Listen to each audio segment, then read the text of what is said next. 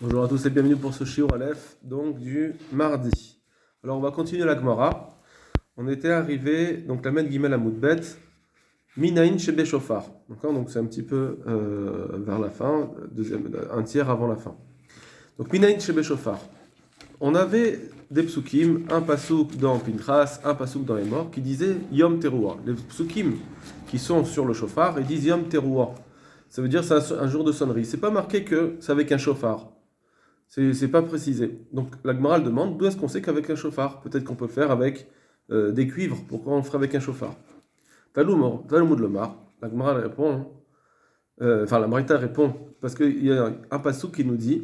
Alors ce passouk il est dans Behar, dans Vaikra, Parashat Behar, Perek Kafhe. Et là-bas, ça parle du Yovel. Yovel, c'est-à-dire à Yom Kippour, on doit attendre, vous savez qu'on doit attendre 7 fois cette année, après il y a eu le Yovel. Alors cette année-là, on doit sonner le shofar, qui sera pendant Yom Kippour. Le Yom Kippour de Yovel, c'est marqué là-bas, Veha Avarta Shofar Teruah. C'est marqué là-bas que tu dois faire passer, Veha Avarta, tu dois faire passer un shofar Teruah, un shofar qui va sonner. Et donc on voit que la Teruah, elle se fait avec un shofar. On doit appliquer ça à Rosh Hashanah. La Gemara elle dit, c'est vrai, la Braïta elle demande, mais elle y est la Yovel. Ça c'est vrai pour le Yovel, ça veut dire c'est marqué ça, qu'il faut le faire avec un chauffard pendant le Yovel. Mais qui te dit qu'on doit faire la même chose à Rosh Hashanah? Be Rosh Hashanah Minaïn. D'où est-ce qu'on sait qu'à Rosh Hashanah on doit faire la même chose? Talmud Lomar. Alors là, on vient nous dire Be Chodesh Hashvi'i. Parce que c'est marqué là-bas le 7e mois. Au sujet de Yovel, c'est marqué tu feras cela le 7e mois. Et ça, j'ai pas besoin d'écrire Bachodesh Hashvi'i, parce que c'est déjà marqué que c'était Yom Kippour. Donc c'est Yom Kippour, on sait que c'est Chodesh Hashvi'i, on sait très bien que c'est le 7e mois Yom Kippour. Pourquoi on a besoin de rajouter Chodesh Hashvi'i? Ou Ma Talmud Lomar Bachodesh Hashvi'i. Pourquoi on a rajouté ce mot le 7e mois? Chez Yu Kolatroot Shel Chodesh Hashvi'i Zekazé, afin de dire que toutes les sonneries qu'on va faire le 7e mois, ça sera l'une comme l'autre. Parce que à Rosh Hashanah, c'est marqué dans les deux psukim de Rosh Hashanah, dans Pinchas et dans Behar, dans Pinchas et dans les morts, c'est marqué Bachodesh Hashvi'i. À Yom Kippour, c'est marqué Bachodesh Hashvi'i. Donc on veut que on va faire ressembler toutes les sonneries qui sont en Chodesh Hashvi'i. C'est pas forcément Gzara Shava ici. On apprend juste que, puisque c'est marqué Chodesh Hashvi'i, le 7e mois, or, donc ça veut dire que bien qu'on parle ici de Yom Kippour spécifiquement, il a élargi au 7e mois. Et donc tout ce qui sera dans le 7e mois, si on va sonner, ce sera une sonnerie qui sera identique à celle de Yom Kippour. Comme à Yom Kippour, c'est avec un chauffard, alors pareil pour Rosh Hashanah. Yom Kippour le Yom Kippour, bien sûr, de Yovel, parce que normalement on ne sonne pas Yom Kippour, il n'y a pas de sonnerie spécifique à Yom Kippour. La Gemara elle demande, elle pose une autre question. D'où est-ce qu'on sait que il faut faire une sonnerie pshuta, ça veut dire linéaire. Les trouot qu'on a dit, c'est des shvarim, ou bien c'est des yelilot. On voit que c'est des sons qui sont cassés. D'où est-ce qu'on sait qu'on doit faire une kia qui est pshuta lefanea, qui est linéaire juste avant? Donc on parle ici de la tkia maintenant. On n'avait pas vu, dans le passouk de Rosh Hashanah, on a vu que c'était Yom Teruah. Mais on n'a pas dit qu'il fallait aussi sonner une tkia avant et une tkia après. Comme on fait, on sonne d'abord la tkia, ensuite la troa, ensuite la tkia. On l'a pas vu dans le passouk qu'il fallait faire une sonnerie linéaire juste avant et linéaire juste après. Alors, la Braïta va nous apprendre. D'où est-ce qu'on sait que on doit faire une sonnerie pshuta, c'est-à-dire linéaire juste avant? Talmud Lomar va avoir ta shofar, parce que ça c'est marqué, tu dois faire passer le shofar 3. Donc on l'apprend encore du Yovel, que comme c'est marqué Veha Avarta. Ha'avara, ça veut dire tu dois faire quelque chose qui va passer avant, ça veut dire tu vas faire une introduction comme ça qui va faire passer le shofar. Une Ha'avara c'est passer, donc passer ça prend un temps. D'accord? Passer, on passe pas en instantané, c'est un passage. Donc tu feras un passage d'abord de ta 3. Donc c'est marqué d'abord Ve'avarta shofar 3. Donc avant la 3, c'est marqué Ve'ha'avarta. Avant la sonnerie de la 3, on doit faire une Ha'avara, c'est la tkia.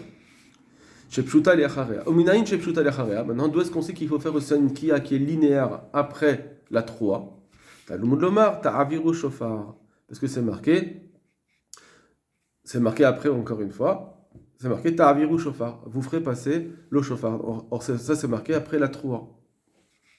Ven yel la beyovel. Et tout ça, ce qu'on a dit, ha'avara avant, ha'avara après, que c'est une qui avant et une qui après, c'est au sujet du Yovel, Berosh Hashanah Minayin. D'où est-ce que je sais que ce sera pareil pour la sonnerie de Rosh Hashanah? Talmud Lomar, Bachodesh Hashvi'i. Ça, je l'apprends parce que c'est marqué Bachodesh Hashvi'i, le 7e mois sur Yom Kippour. Shen Talmud Lomar, Bachodesh Hashvi'i. J'avais pas besoin de dire Bachodesh Hashvi'i puisqu'on parlait de Yom Kippour déjà, on savait que c'était déjà le 7e mois. Oma Talmud Lomar, Bachodesh Hashvi'i. Pourquoi c'est marqué Bachodesh Hashvi'i? D'accord, on répète. Chez Yukotrot, à Chodesh Hashvi'i, c'est casé, c'est pour dire que toutes les sonneries du Chodesh Hashvi'i, du 7e mois, doivent être identiques. Ça, c'est une première chose. Donc, on a appris qu'il fallait faire avec un chauffard. On a appris, deuxièmement, qu'il fallait une quille avant, une quille après. On l'apprend de tout ça, on l'apprend de ce qui est écrit dans la sonnerie de Yom Kippour du Yovel, puisque c'est marqué Bachodesh Hashvi'i. Maintenant, on va avoir une autre question. Uminayin et shalosh el shalosh shalosh. On avait dit dans la Mishnah on doit faire 3 séries de 3. Alors, on avait dit c'est Tkiya, 3 Tkiya, ça fait 3 sonneries. Et ça, on doit le faire 3 fois. On doit faire cette série de Tkiya, 3 Tkiya, on doit la faire 3 fois. Minayin shel shalosh el shalosh. Est-ce qu'on sait qu'il faut les faire 3 fois? Talmud lomar, parce que c'est marqué aussi encore une fois. Alors là, regardez. On a 3 psukim en tout. On a les 2 psukim dans Rosh Hashanah, un en Pintras, un dans Emor, et on a un pasouk sur Yom Kippour qui est Béar. Alors il dit comme ça. D'où est-ce qu'on sait qu'il faut faire 3 séries? Il dit comme ça, c'est parce que c'est marqué Ve'avarta shofar 3. Premièrement, c'est marqué dans Béar, tu dois se passer le shofar. Ensuite, dans Emor, donc toujours dans. Dans Béar, c'est. Pardon, je me suis trompé. Excusez-moi. Dans Béar, c'est donc ce qu'on vient de dire, c'est dans Yom Kippour. Ensuite, les deux de Rosh Hashanah. C'est marqué Shabbaton Zechot Teruah. Un autre passage qui nous dit que ça doit être une Teruah. Et Yom Torah Yelachem, dans Pinchas. Donc, c'est les 3 psukim qu'on a cités déjà auparavant. Puisqu'il y a 3 psukim, donc on voit qu'il faut faire 3 fois. 3 séries. D'accord? C'est marqué que, donc, une dans Rosh Hashanah, une dans Yom Kippour, et une autre encore dans Rosh Hashanah. Donc, 2 Rosh Hashanah et un Yom Kippour. Donc, on a en tout 3. La Gemara dit comme ça. Bon, d'accord, c'est marqué 3 fois qu'il faut sonner le shofar. Mais d'où est-ce que tu sais qu'on va devoir mettre ce qui a été dit là, de le mettre là? Ça veut dire que shofar de Rosh Hashanah et shofar de Yom Kippour, c'est séparé. Peut-être que c'est marqué que 2 fois qu'il faut sonner le shofar à Rosh Hashanah, peut-être qu'il faut faire 2 séries de 3, pas 3 séries de 3. Et un Yom Kippour, il faudra faire une série de 3. D'où est-ce que tu sais qu'on additionne les uns avec les autres et que dans chacun, à Rosh Hashanah Yom Kippour, chacun on fera 3? D'où est-ce que tu sais qu'il faut les additionner? Talmud lomar, shvi'i, l'exera shava. Alors là, il nous dit parce qu'on va faire une xera shava de shvi'i. Dans Rosh Hashanah, c'est marqué le mot shvi'i et dans Yom Kippour, c'est marqué le mot shvi'i. Et là, c'est une xera shava. Xera shava, ça veut dire, c'est une transmission qu'on a depuis Moshe Rabbeinu, que quand il y a un sujet où il y a un mot et un autre sujet où il y a le même mot, d'accord? Alors on va relier les 2 sujets et apprendre les uns des autres. C'est une xera shava, en gros. C'est ce qu'il dit comme ça. Haketsad. Et donc, qu'elle vient me faire la xera shava? Shalosh en tesha. Comment je vais faire une xera shava? Ça veut dire, je vais apprendre l'un sur l'autre. C'est-à-dire, je vais faire shalosh shehen tesha. Ça va faire 3 pour arriver à 9. Et donc, comme ça veut dire que je vais arriver à avoir quelque chose de commun. Il faut qu'il y ait 9. Si j'arrive, parce que dans Rosh Hashanah c'est marqué 6, et dans Yom Kippour c'est marqué 3. D'accord? C'est marqué, il y a 2 pasouks dans Rosh Hashanah, donc 2 séries de 3 ça fait 6. À Yom Kippour il y a une série de 3 qui est écrite, donc ça va me faire 3. Donc comment je fais pour arriver à quelque chose qui est commun? Alors si je rajoute, si je fais pour arriver à Xera Shava, ça veut dire que là, le sujet 1 et le sujet B qui ont le même mot, ils doivent être identiques. Donc, comment je fais? Alors, je vais additionner. Je ne peux pas mettre un dans l'autre et l'un pour l'autre. Ça veut dire, je ne peux pas apprendre l'un de l'autre. C'est pas comme, on ne va pas copier ici. Il va falloir additionner pour dire elles sont pareilles. Et donc, je vais faire que, comment je fais? C'est quand à Rosh Hashanah, je vais faire 9 sonneries et à Yom Kippur, je vais faire 9 sonneries.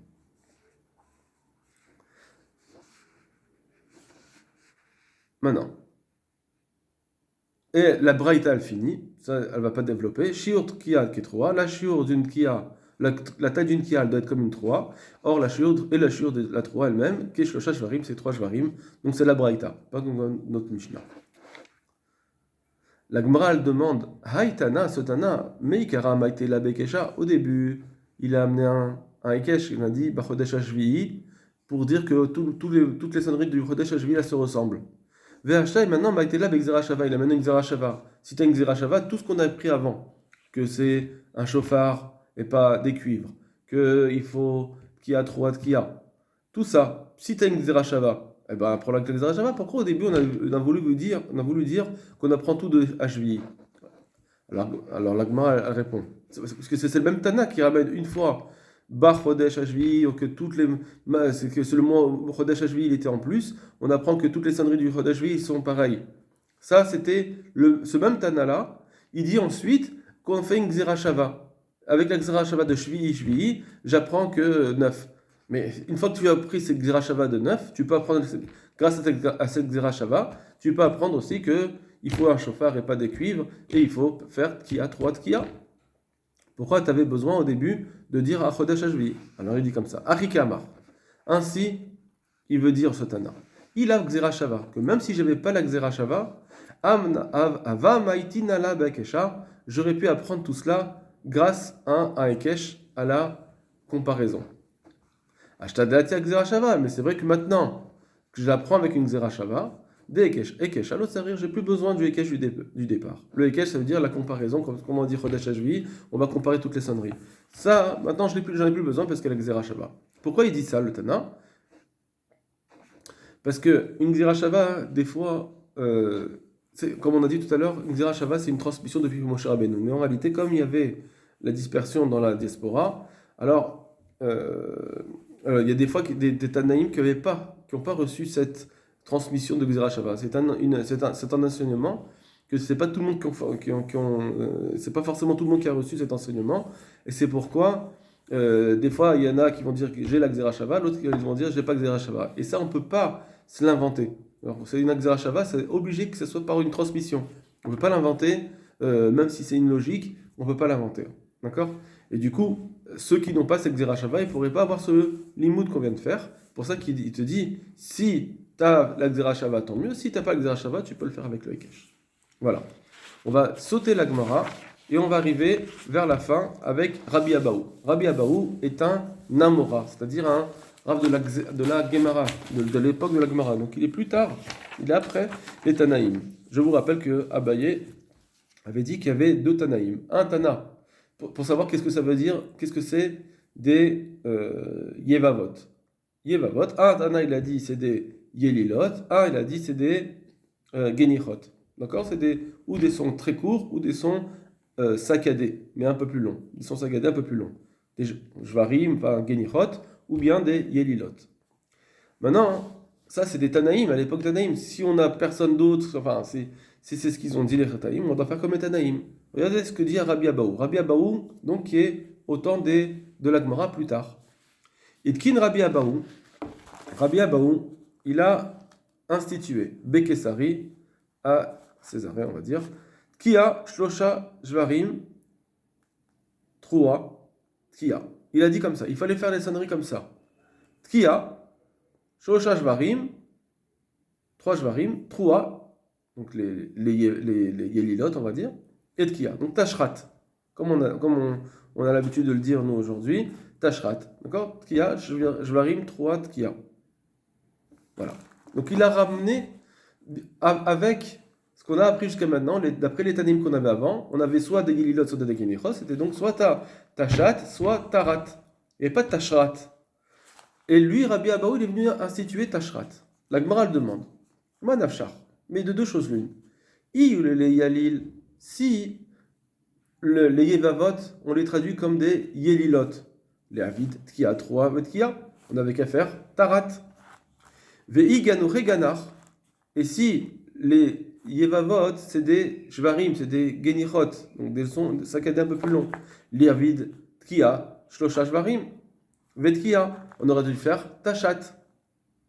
Pourquoi Rabbi Abaou il a institué Tashrat? On ne comprend pas. Tashrat, c'est ni comme l'un Tana, ni comme l'autre.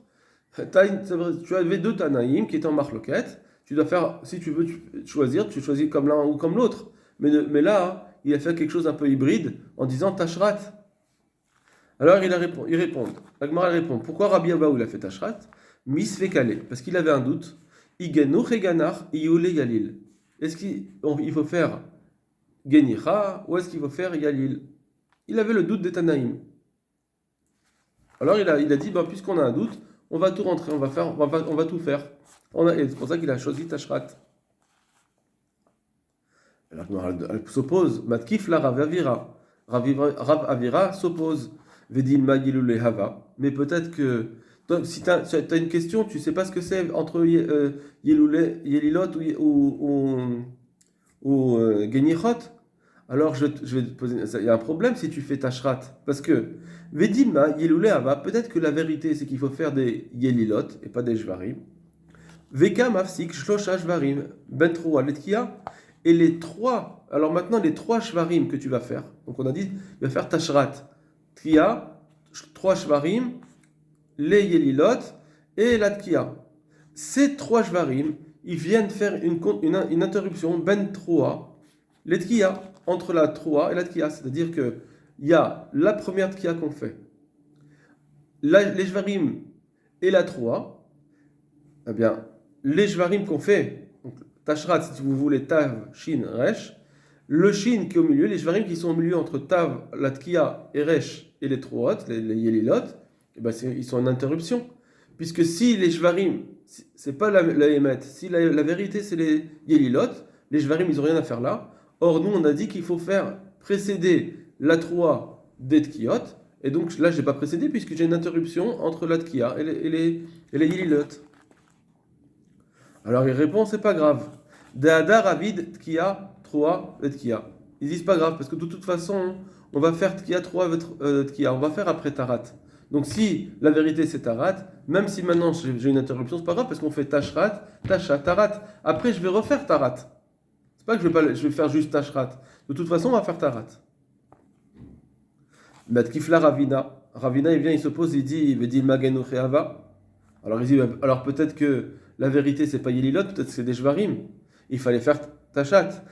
Or quand tu fais Tashrat, Vekam Fseka, Troua, Ben Shvarim, Letkia, il va avoir une interruption entre les Shvarim et la dernière Tkia avec la Troua, parce que dans Tashrat, il fallait faire des Shvarim, donc c'est le Shin. Donc Tav, Shin, c'est bon, mais le Resh, la Troua que tu fais en plein milieu maintenant, elle vient interrompre avec la dernière Tkia, que les Shvarim, le Shin, il devait être suivi directement de la Troua, de la Tkia, pardon.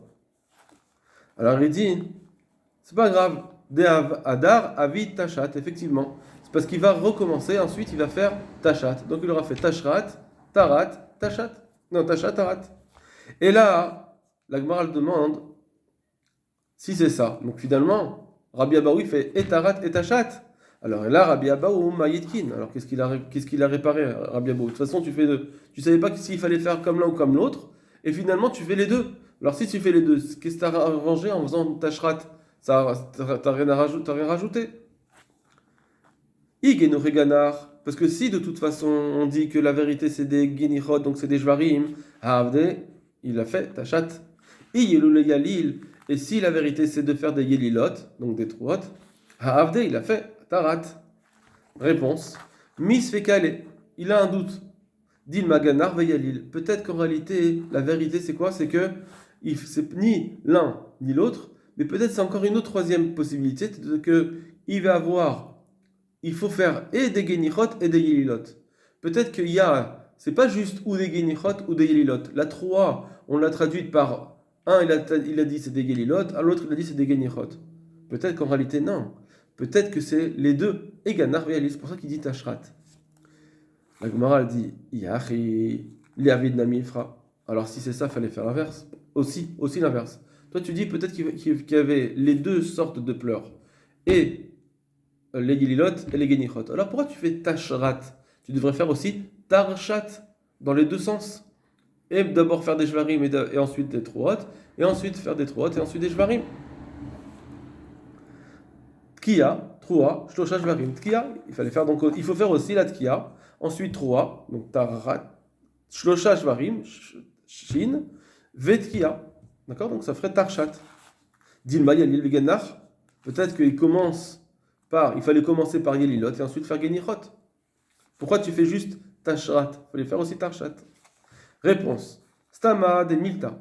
Parce que si on prend les choses dans leur simplicité, dans leur à premier abord, qui mitra Beinesh Milta, quand un homme il a une épreuve, quelque chose il a mal, Berecha Ganar, d'abord il est gonéar, d'abord il a des plaintes, il se complaint, donc c'est des choses qui sont un peu des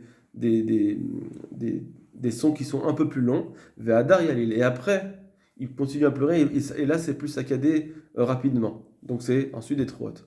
Puisque, en fait, c'est comme ça que si on a un pleur, on va dire et qu'il y a les deux, il y a les Genichot et il y a les Lot, alors c'est qu'il n'y a que dans ce sens que ça va, et pas dans l'autre sens. D'abord on fait des longs et ensuite des courts. Voilà ce que nous dit Rabbi Abaou. Bezrat Hashem, la semaine prochaine, on essaiera de bien comprendre Rabbi Abaou, qu'est-ce qu'il a voulu dire. D'accord? Donc retenez bien ce qu'on a dit maintenant, même s'il faut le réviser, n'hésitez pas à réviser. Kol Tov Lachem.